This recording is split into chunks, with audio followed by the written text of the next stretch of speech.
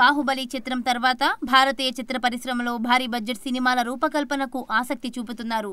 ఇటీవల ప్రముఖ దర్శకుడు వి.ఏ. శ్రీకుమార్ మేనన్ దర్శకత్వంలో మోహన్ లాల్ హీరోగా తొలిసారి 1000 కోట్ల బడ్జెట్తో ది మహాభారత సినిమాను మొదలుపెట్టనున్నారు.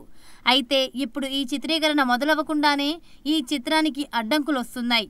ప్రముఖ రచయిత, జ్ఞాన్పీఠ్ అవార్డు గ్రహీత ఎంటి వాసుదేవన్ నాయర్ రచించిన రాందమూలం నవల ఆధారంగా తెరకెక్కించనున్న ఈ చిత్రానికి మహాభారత అని పేరు పెడితే ఊరుకోమంటూ కేరళకు చెందిన హిందూ ఐక్యవేది సంఘం హెచ్చరించింది. మహాభారత పేరు పెడితే సినిమాను విడుదల కానివ్వమంటూ సంఘం అధ్యక్షురాలు కెపి శశికళ ప్రకటించారు. ఈ సినిమా రాందమూలం నవల ఆధారంగా తెరకెక్కిస్తున్నప్పుడు చిత్రానికి ఆ పేరే పెట్టాలి, అంతేకాని వేదవ్యాసుడు రాసిన మహాభారతం పేరు ఎలా పెడతారు అంటూ ఆగ్రహం వ్యక్తం చేశారు. మా మాటలు పట్టించుకోకుండా అదే పేరు పెడితే సినిమా థియేటర్లలో ఆడనివ్వం అని హెచ్చరించారు.